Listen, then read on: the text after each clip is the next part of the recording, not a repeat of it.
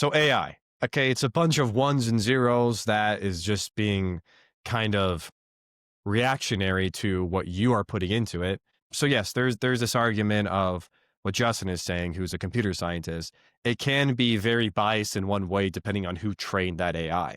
But let's talk about AI and what it's the sci-fi version of AI that we all really think of like this completely self-sufficient, objective, doesn't matter who programmed it, it's this almost its own artificial intelligence.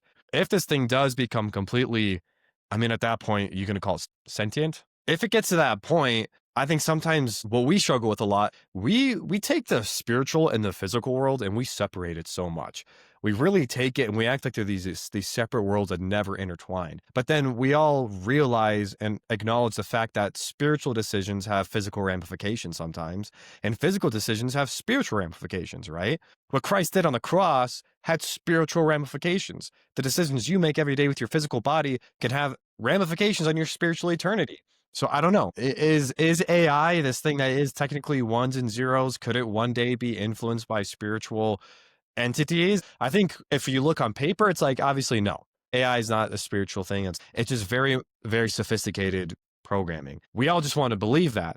But is there something to this world that we have no clue, like that's so far above us that we really have no idea that it could totally take over? Like, is possession? We see demons possessing pigs, not just humans. We see this weird thing that no one can really explain of what Genesis 6 means, where the sons of man lusted after a woman on earth, consummated with them, and then created giants.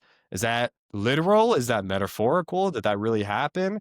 If that did, you know what I'm saying? Like, if that actually happened, now we have spiritual beings interacting with this physical world where normally anyone with just their logical thinking, with just what's straight in front of them, what they can just feel, touch, and sense, it can be like, no, that person can't be possessed. It doesn't make any sense. I've never seen that. How could something else outside of them take over their brain? How could a non physical entity enter into what is just neurons firing inside of a biological muscle, control that person? It's not a physical virus like you see in zombie movies where a virus controls someone and they turn to zombies and it like takes over their brain and makes them cannibalistic. Like, it's not something that you can put in a test tube. It's a spiritual entity having a spiritual influence over a biological muscle in your head that you use to process information. And that's, we are spiritual beings inside a physical body, and our spirit is what controls the actions of this physical body. Like, that's a perfect example right there of the spiritual and physical colliding and cooperating. They're not these two separate things that are judged separately,